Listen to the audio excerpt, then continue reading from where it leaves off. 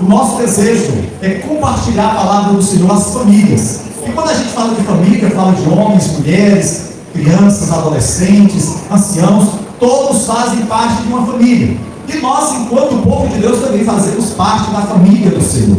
E quando nós pensamos em falar de uma família, nosso desejo é de pensar esse tema de uma família unida com Deus. Não adianta a família mais importante, mais poderosa, a família mais rica, mas que não está unida com o Senhor. Independente da sua situação financeira, independente do seu berço familiar, o que nos faz diferente desse mundo não é o saldo que nós temos na nossa conta bancária. O que nos faz diferente desse mundo não é o conhecimento acadêmico que possamos ter. Tudo isso é bom, mas o que nos faz diferentes desse mundo é sabermos que a nossa vida, a nossa família está nas mãos de um Deus Todo-Poderoso.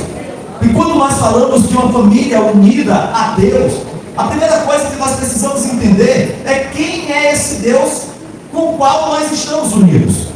Porque nós ouvimos falar tantas coisas acerca de Deus aí fora, que às vezes a gente não entende quem é verdadeiramente o Senhor da nossa vida. E para compreendermos e para sabermos quem é Deus, nós precisamos encontrar na palavra do Senhor a orientação segura para cada um de nós. Amanhã nós estaremos comemorando 505 anos de Reforma Protestante, dia 31 de outubro.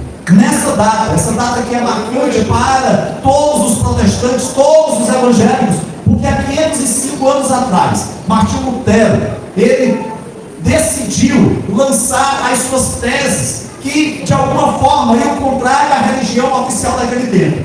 E não apenas Martinho Lutero, mas outros reformadores. E a reforma ficou conhecida como as 5 solas. E dentre essas solas tem a sola Escritura. Somente a Escritura é a nossa regra de fé e prática. Somente através da palavra de Deus nós vamos ter um conhecimento pleno de quem é o Senhor. É claro que Deus se revela na natureza. É claro que Deus se revela através de sonhos e visões. Mas a identidade perfeita do Senhor é revelada na sua palavra. Então a primeira coisa, quando nós pensamos em um relacionamento com Deus, em termos de uma família segundo o coração de Deus, é quem é esse Deus que nós servimos? Quem é esse Deus que nós pregamos? A segunda coisa que precisamos entender, queridos, é que quando nós nos aproximamos com temor verdadeiro diante do Senhor, nós devemos fazê-lo em expressão de gratidão. E certamente cada um aqui tem motivos de agradecer a Deus. Você pode olhar para o seu passado, você pode contemplar momentos da sua existência em que você se sentiu sozinho, em que você estava passando por um momento de dificuldade, algum problema de saúde, alguma situação financeira difícil, e você encontrou no Senhor o socorro, você encontrou em Deus a resposta para a sua vida, para o seu problema.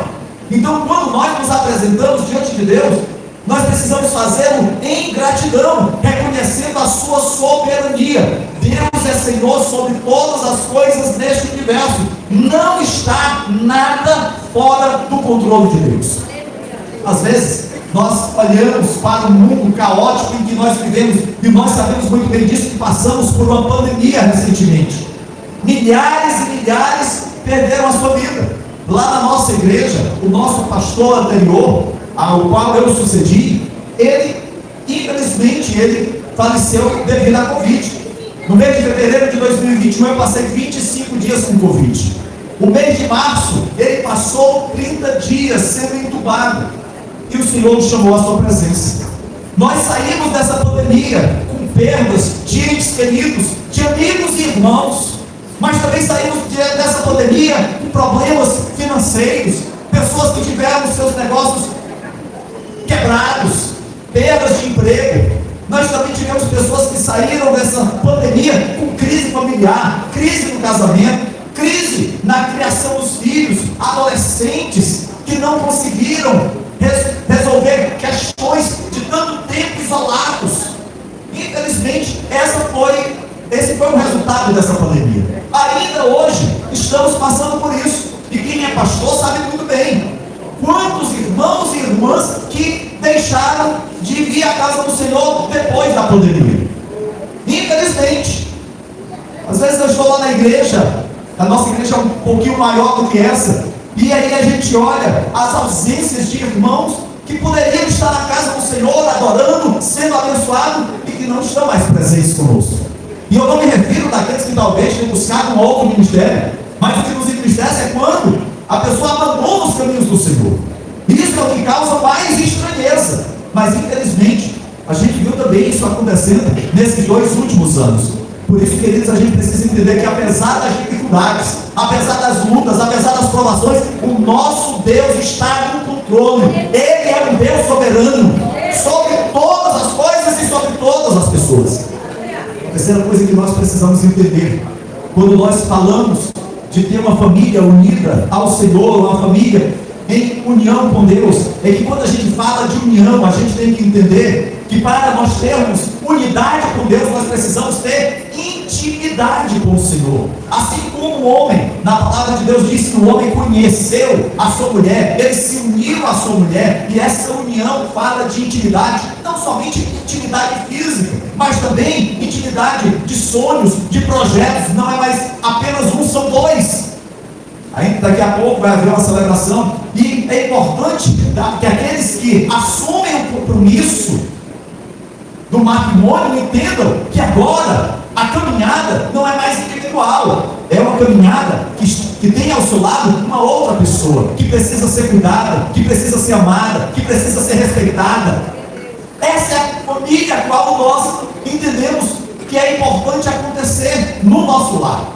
Então nós precisamos, amados, perceber que a intimidade com Deus é essencial na nossa vida. Eu queria convidá-lo a abrir a sua Bíblia lá no livro de Salmos. Nós vamos ver um único versículo que se encontra no Salmos de número 25, versículo 14.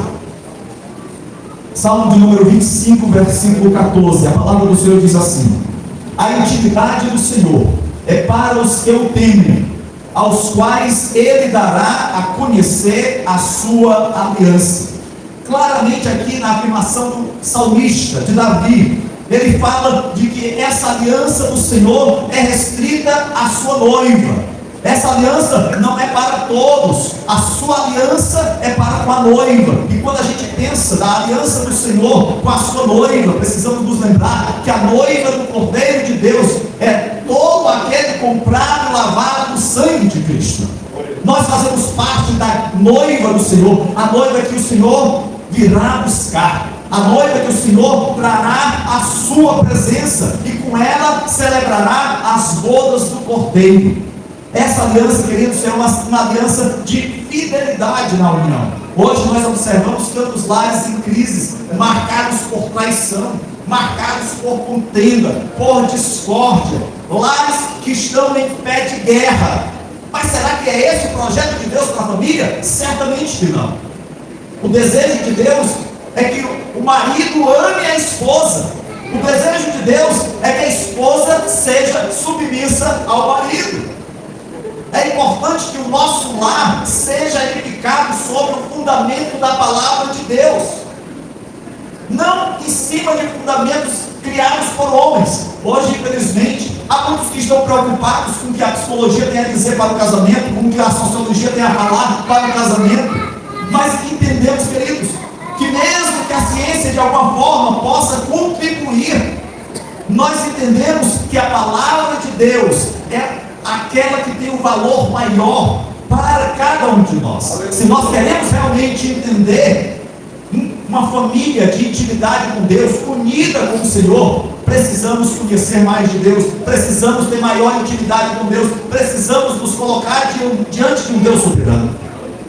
Quando aqui o salmista Davi fala que a intimidade do Senhor é para aqueles que o temem, às vezes alguém pode ficar perturbado com essa expressão, temer a Deus, porque às vezes a expressão tem um sentido para algumas pessoas de ter medo de Deus. E aí, há aqueles que até mesmo fazem uso disso para trazer pavor, para trazer um sentimento de pesar, de peso sobre a outra pessoa. Não, quando a gente pensa na Bíblia Sagrada acerca de temor a Deus, isso tem o sentido de reverenciar a Deus, de respeitar ao Senhor, de entender que temor a Deus é uma atitude esperada para o verdadeiro crente diante de um Deus todo-poderoso.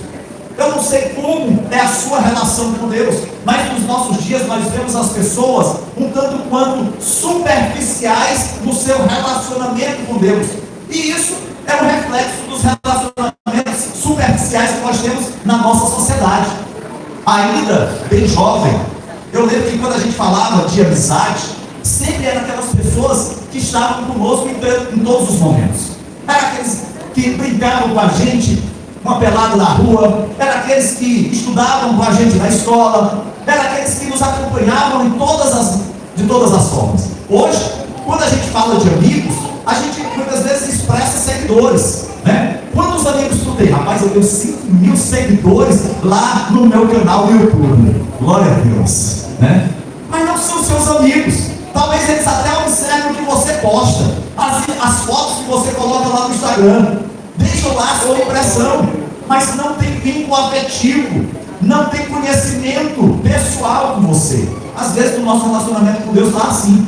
A gente não tem mais intimidade com Deus. O nosso relacionamento com Deus é um relacionamento superficial. A gente quer a bênção de Deus, mas não quer o Deus da bênção. A gente está sempre pronto a pedir, mas a gente não está disposto a obedecer. Isso, infelizmente, queridos, é contrário àquilo que a palavra de Deus nos ensina, nos orienta. O verdadeiro temor a Deus está ligado a amar a Deus, a ser grato ao Senhor. Olhe para a sua vida, olhe para quem você era antes de Jesus, olhe para a sua família antes de Cristo, e você verá a grande mudança que Ele tem operado em você e através de você. Algumas pessoas têm dificuldade de entender como é possível amar e temer a Deus. Na verdade, queridos, temer não é, como eu falei, o sentido de ter pavor de Deus. Eu lembro quando ainda criança, ainda não era crente, às vezes eu tinha pesadelo com Deus, porque a minha mãe sempre me levava lá para a missa, e eu olhava para aquela imagem, daquele homem pendurado na cruz, e às vezes eu tinha pesadelo, eu via aquele homem saindo da cruz e querendo me pegar, e eu como criança ficava apavorado com aquela situação.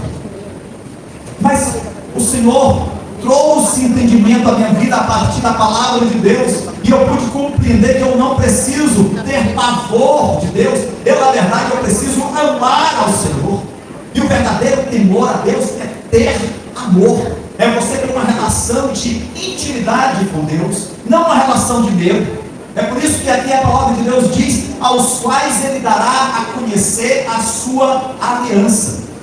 E quando a gente fala de aliança, a gente fala de compromisso. E o compromisso de Deus conosco é jamais nos abandonar.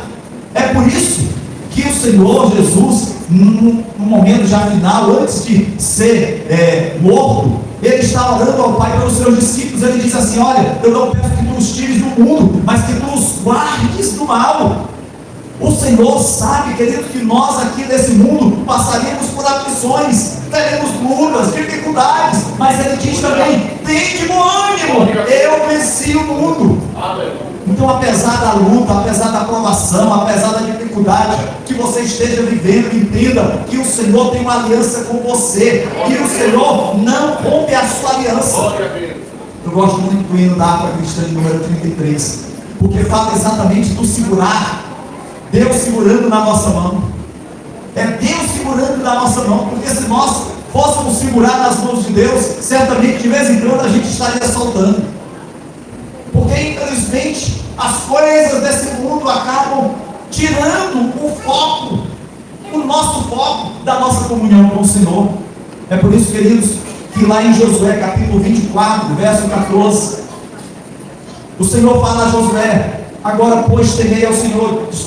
Josué fala ao povo de Israel dizendo: agora pois temei ao Senhor e o servi com integridade e com fidelidade. Josué está no final da sua carreira. Josué que estivera com Moisés durante toda aquela peregrinação no deserto. Ele que foi um dos príncipes que foi espiar a terra prometida, que trouxe boas novas, mas que foi contrariado pelos outros. Somente ele e Caleb puderam manter-se fiéis ao Senhor. E durante tantos anos aquela geração peregrinou no deserto até que toda ela passasse.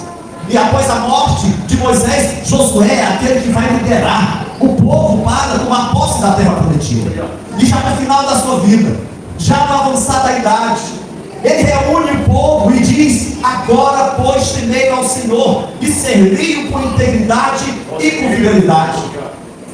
Esse é o maior conselho que qualquer líder pode dar.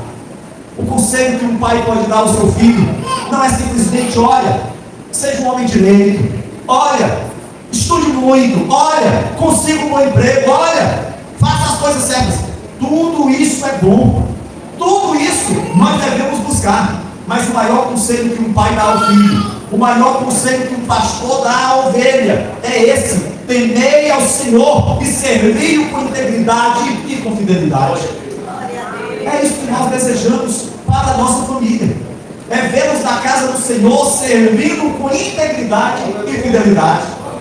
Quantos pais não choram pelos filhos que estão afastados dos caminhos do Senhor? Quantos filhos não choram pelos pais que ainda não confessaram Cristo como Senhor e Salvador de suas vidas? Quantas esposas não suplicam a Deus pela conversão de seus maridos? Quantos maridos não oram por suas esposas para que Deus possa transformá-las? Queridos, intimidade não é para todos, mas para aqueles que temem ao Senhor. Não adianta a gente falar de intimidade com Deus se a gente não falar de um relacionamento de obediência com o Senhor. Assim também é a relação entre marido e esposa, entre pais e filhos. Aqueles que dizem que é na nossa casa que nós tiramos as nossas máscaras. Na verdade, um crente não poderia usar máscara no trabalho, um crente não poderia usar máscara na escola ou na faculdade, porque nós precisamos não é ser agentes secretos de Deus, nós precisamos é ser embaixadores do Deus vivo aonde Ele nos colocar. Precisamos fazer diferença. É por isso que Ele diz que nós somos sal da terra e luz do mundo. Mas infelizmente há aqueles que preferem se esconder, não desejam se revelar ou revelar a sua identidade como cristão. Ah, pastor, mas se eu fizer assim eu vou perder a amizade dos meus colegas. Ah, pastor, se eu fizer assim as pessoas já não vão me convidar para estar participando dos movimentos. Meus queridos, é melhor ser amigo de Deus do que ser amigo do mundo. É melhor ser amigo de Deus do que ser amigo do mundo. É por isso, queridos, que infelizmente há muitas pessoas cujas vidas estão destruídas, pessoas que não conseguem ter determinação em estar servindo a Deus, vivem como que em altos e baixos. Você às vezes procura um irmão, o irmão é uma bênção, está ali, todo o trabalho está presente, está no louvor, está na recepção, está limpando a igreja, está ajudando em tudo, é uma bênção. De repente você procura um irmão, rapaz, nem fala. Pois é, o irmão estava aqui, mas agora já está lá fora, não quer mais saber de nada. Queridos, a nossa vida com Deus precisa ser uma vida de constância, de crescimento. Quando a gente fala da salvação, a gente está falando de um processo na vida da gente, porque no momento em que nós aceitamos Cristo como Senhor e Salvador, nós somos justificados. Naquele momento, Deus opera uma transformação na nossa vida, e a palavra de Deus diz que o nosso nome é escrito no livro da vida. Mas enquanto peregrinamos nesse mundo, nós estamos sendo transformados, nós estamos passando por um processo de santificação, e aquilo que é espúrio, aquilo que não edifica, aquilo que não acrescenta, precisa ser extirpado, retirado da nossa vida. Nós não podemos viver com o saudosismo do pecado do passado. Precisamos olhar para o futuro, porque a salvação também fala acerca da glorificação, quando nós receberemos um novo corpo do Senhor, um corpo glorificado. É importante perguntarmos, quanto à nossa família, quanto ao relacionamento com o nosso cônjuge, com os nossos filhos, com os nossos pais, nós temos cultivado uma vida de intimidade com Deus? Será que os pais têm sido sacerdotes no lar para desenvolver o culto doméstico? Será que as mães têm sido esposas idôneas para estar aconselhando o esposo e os filhos? Será que os filhos têm mostrado obediência em estar sendo orientados pelos seus pais? Será que existe uma receita para vivermos uma vida de intimidade com Deus? Será que há um tempo para que esse projeto de Deus se concretize na nossa vida? Queridos, nós precisamos cultivar a intimidade todos os dias. Todos os dias. Ah, pastor, não tem férias não? Será que quando eu viajar, será que quando eu for visitar os meus parentes, eu não posso tirar uma folga de Deus? Não. Nós precisamos viver com Cristo em todos os momentos, em todas as áreas da nossa vida. O salmista diz: se suba aos céus, lá estás. Se desça ao mais profundo abismo, e ele usa a expressão Hades, no sentido de inferno, lá estás também. Não há nada escondido de Deus. Tudo está patente aos olhos do Deus Todo-Poderoso. Enquanto família, podemos até esconder algo do nosso cônjuge durante um certo tempo. Podemos esconder dos nossos filhos, dos nossos parentes. Podemos esconder dos nossos irmãos da igreja, até mesmo do pastor. Há quem diga que o pastor é o último que sabe das coisas, mas não. Porque tudo que acontece, todo mundo pode para dizer. Mas, queridos, jamais, em momento algum, nós vamos conseguir esconder algo de Deus, porque Ele é aquele que sonda o nosso coração, que perscruta a nossa mente. Nada é escondido aos olhos do Deus Todo-Poderoso. O problema em nossos dias é que as pessoas não mais creem na suficiência de Deus, não acreditam mais que esse Deus possa socorrê-las, possa ajudá-las. Infelizmente, as pessoas estão vivendo como que numa independência de Deus. É muito comum a gente ouvir as pessoas dizer assim: quem manda no meu nariz sou eu, quem faz ou quem decide a minha vida sou eu. Leve engano, queridos. Se nós não tivermos Deus dirigindo a nossa vida, estejamos certos que quem está dirigindo não somos nós, é o diabo. A palavra de Deus diz que Deus, o Senhor, nos libertou e verdadeiramente somos livres. Se você não é liberto pelo Senhor, você é escravo do diabo, do pecado. Não queira isso para a sua vida, não queira isso para a sua família. É por isso que quando o povo foi batizar-se nas águas, buscando o batismo de João Batista, entre eles os fariseus também seguiram.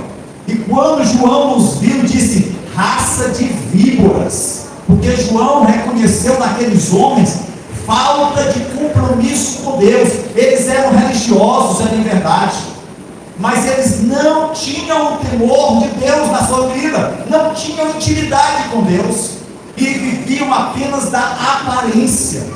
Não adianta, queridos, nós vivermos de aparência. Infelizmente, às vezes a gente observa, quando estamos aconselhando casais em especial, a reclamação de um dos cônjuges: ah, pastor, eu queria tanto que o meu esposo fosse dentro de casa o que ele é aqui na igreja, que aqui ele fica sorrindo, ele é tão gentil, ele é tão amoroso, mas quando chega em casa parece um cavalo batizado. Queridos, o Senhor nos transformou para sermos bênção em primeiro lugar na nossa família.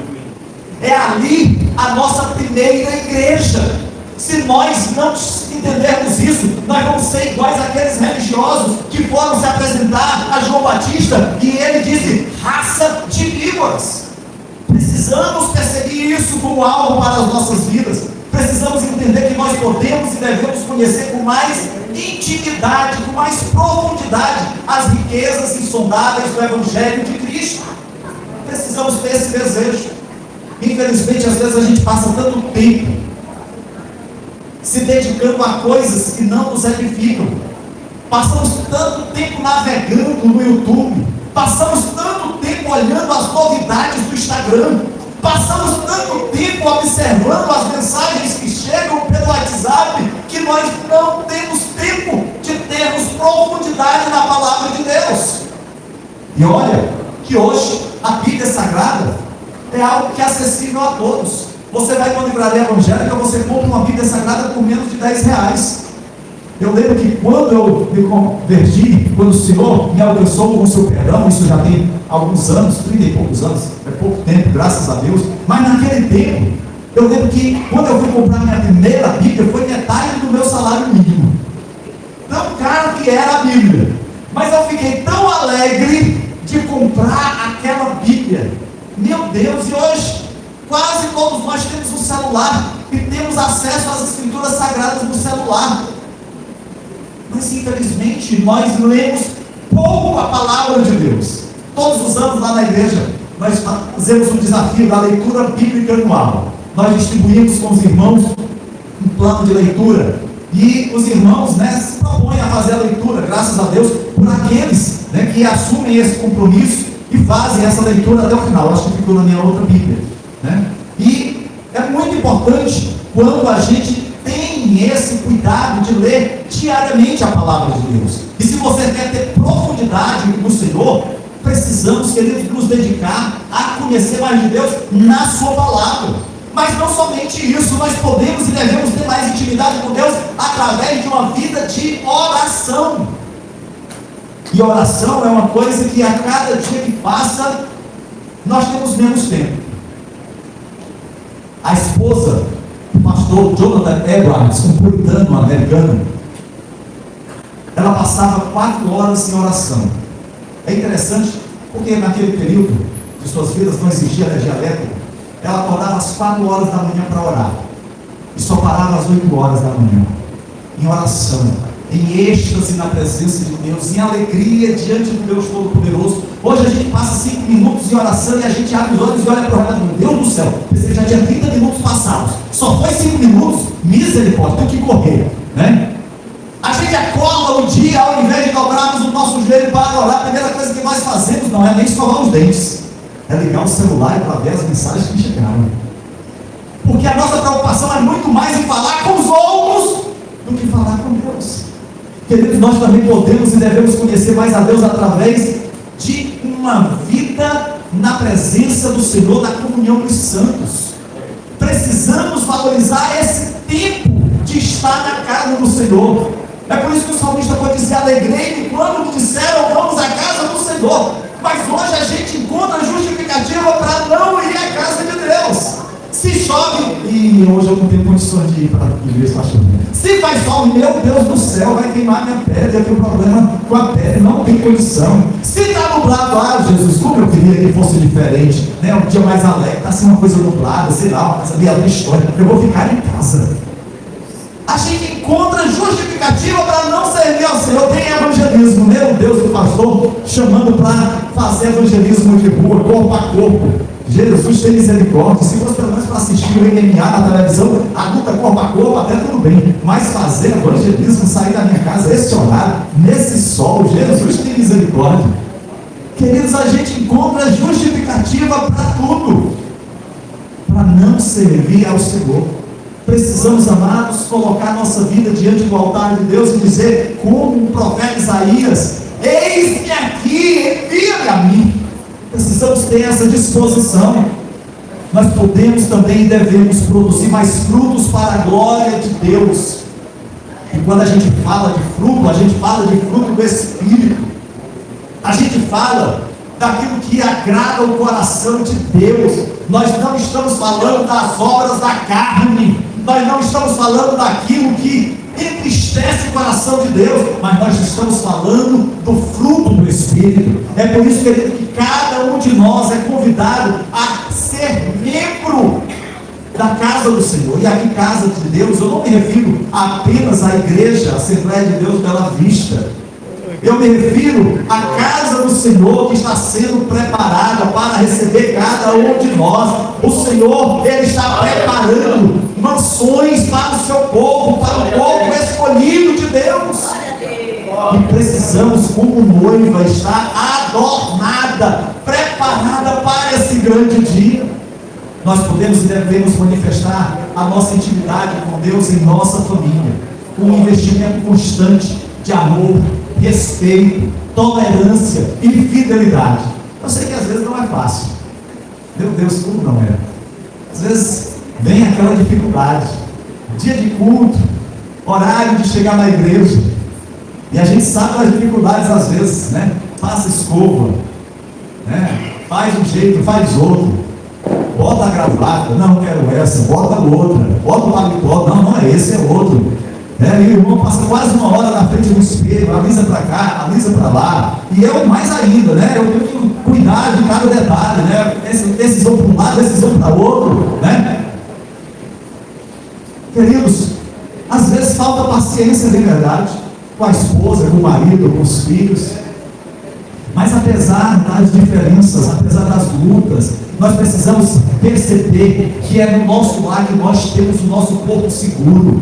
É ali que é o nosso oásis. Porque aí fora há um deserto, há escassez, a vida está perecendo. E é no nosso lar que nós temos a nossa força renovada. É por isso, amados, que nós precisamos ter atitudes de combater o bom combate. Você foi chamado para combater o bom combate. E às vezes a gente observa que as pessoas não estão preparadas para a batalha. Ontem eu estava assistindo um filme à tarde acerca da Primeira Grande Guerra Mundial. É interessante porque esse filme ele trazia a visão dos alemães que estavam invadindo a França e as dificuldades que eles tinham para manter-se ali animados para a guerra. E logo que eles foram ao recrutamento, eles tinham uma ideia tanto quanto romântica da guerra. Eles se imaginavam voltando com os espólios da guerra, cheio de medalhas, as jovens alemãs aplaudindo, celebrando aqueles jovens que tinham ido para a guerra. Mas aí, passado alguns dias no campo de batalha, muita lama, muita sujeira, falta de alimento, a morte que rondava todo aquele ambiente, eles perceberam que aquele ambiente era um ambiente de guerra, de luta. Às vezes, queridos, nós estamos com uma ideia um tanto quanto romântica do mundo que está aí fora. Às vezes nós imaginamos que nós podemos viver no mundo como se dele nós pudéssemos participar. Mas precisamos lembrar que nós não somos desse mundo. Nós estamos aqui de passagem. Nós aqui vamos ter emprego. Nós aqui vamos conseguir alcançar um bem, uma casa, um carro. Mas tudo isso é temporário, porque nós não vamos levar nada disso para a glória. Nós não vamos conseguir levar nada disso. É por isso que nós precisamos estar preparados para a batalha, porque diariamente o inimigo procura tirar o nosso foco. O inimigo vai procurar de todas as formas nos esmagar. E precisamos, queridos, estar preparados para vencer as batalhas. É por isso que lá no livro de Josué, no capítulo 1, verso 8, o conselho de Josué foi: fale sempre do que está escrito no livro da lei. Estude esse livro dia e noite, se esforce para viver de acordo com tudo que está escrito nele. Se fizer isso, tudo lhe correrá bem e você terá sucesso. Queridos, nós queremos ser vencedores nesse mundo. Nós queremos ser vitoriosos. Talvez você se veja aí fazendo uma graduação, fazendo um mestrado, um doutorado, talvez fazendo um concurso público, tendo um bom emprego, alcançando um destaque na sociedade. Talvez você olhe e se veja assim: isso tudo é muito bom, mas tudo isso passa. Tudo isso passa. A palavra de Deus diz: não adianta ganhar o mundo inteiro e perder a sua alma. Certa vez o Senhor Jesus, falando acerca de uma parábola, ele falou exatamente sobre isso. De um homem rico, poderoso, olhou para o seu campo e viu que a sua colheita seria farta. Ele vai e manda derrubar os seus celeiros e construir celeiros maiores.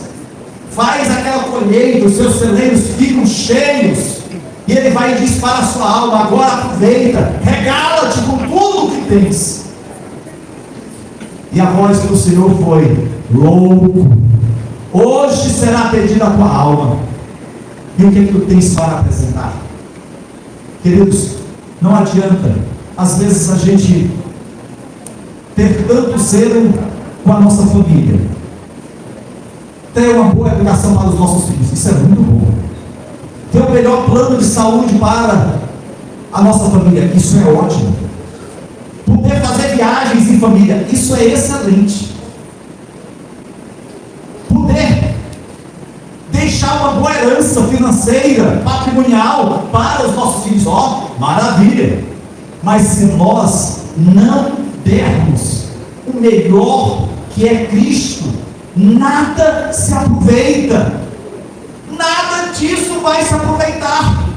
É por isso que, como família, nós precisamos fazer o maior e melhor investimento em intimidade com Deus, estando unido com o Senhor. E se você deseja fazer esse investimento na sua vida, na sua família, se você é jovem que sonha em casar-se, em constituir uma família, se você adulto, homem, mulher, que já é casado, que tem os seus filhos, você que é avô e avó, que está cuidando dos seus netos, lembre-se que todo investimento que nós fazemos no relacionamento com Deus é o melhor e maior investimento que nós podemos fazer. E se você não tem feito isso, eu quero te chamar a atenção para a importância de um retorno à presença de Deus. O desejo de Deus, queridos, é que nós possamos continuar firmes. É como diz lá no livro de Apocalipse: ser fiel até a morte. Não é ser fiel enquanto as coisas estão boas, não é ser fiel quando os problemas baterem na nossa porta, mas é ser fiel até o último momento. E aí a promessa de Deus para a sua e para a minha vida é: dar-te-ei a coroa da vida. Se você tem esse desejo de receber a coroa da vida, mantenha-se fiel nos caminhos do Senhor. Oriente a sua família a permanecer fiel nos caminhos do Senhor. Eu queria que você ficasse de pé e orar por você nesse momento. Há entre nós alguém que ainda não confessou Cristo como Senhor e Salvador. Talvez você tenha dito assim: ah, pastor, eu sou uma boa pessoa, eu não bebo, eu não fumo, eu vivo para a minha família. Eu lembro uma vez eu estava pregando numa cruzada numa praça, e terminado aquela cruzada, uma senhora veio até mim e disse assim: ah, pastor, eu queria tanto que meu filho estivesse aqui nessa noite para ouvir essa palavra. Eu queria tanto que ele estivesse aqui, porque eu creio que ele ia aceitar Jesus como Senhor da sua vida, porque ele está envolvido com drogas, ele está passando por tantos problemas. Aí eu me virei para aquela senhora e disse assim: e a senhora gostaria de fazer Jesus como Senhor e Salvador de sua vida? Deus me livre. Jesus. Ela viu que o remédio era para o filho, mas ela estava enferma da alma e não queria ser curada. Eu não sei como está a sua vida nessa noite, mas se você precisa da cura de Jesus para você, para a sua família, não há outro caminho a não ser Cristo. Há entre nós alguém que ainda não tem confessado a Cristo como Senhor e Salvador, que precisa fazê-lo. Há entre nós alguém que se afastou dos caminhos do Senhor e que precisa de uma reconciliação. Não deixe para amanhã o que nós precisamos fazer hoje. Hoje Deus tem algo especial para a sua vida. Feche os seus olhos. Pai querido, amado, Deus Todo-Poderoso, te louvamos e te agradecemos, ó Deus, porque sabemos, ó Pai, que todas as coisas cooperam para o bem daqueles que te amam, segundo os teus propósitos. Por isso, ó Deus, eu te peço, ó Deus, por cada vida que nessa noite tem participado deste culto da família, ó Senhor, que o Senhor esteja alcançando com o seu perdão, que o Senhor esteja alcançando com a sua misericórdia, com o seu amor, trazendo-os, ó Pai, à tua presença, em nome de Jesus, Senhor. Renova, Senhor Deus, a união dos lares, renova, Senhor, o desejo de intimidade contigo, restaura, ó Deus, o teu amor nos lares, nos relacionamentos entre marido e esposa, entre pais e filhos. Não permitas, ó Deus, que o inimigo venha semear a contenda, a discórdia. Ó Deus, repreende todo o mal. Em o nome de Jesus Cristo, nós te oramos e te agradecemos. Amém e amém. Que Deus em Cristo abençoe, queridos. Amém.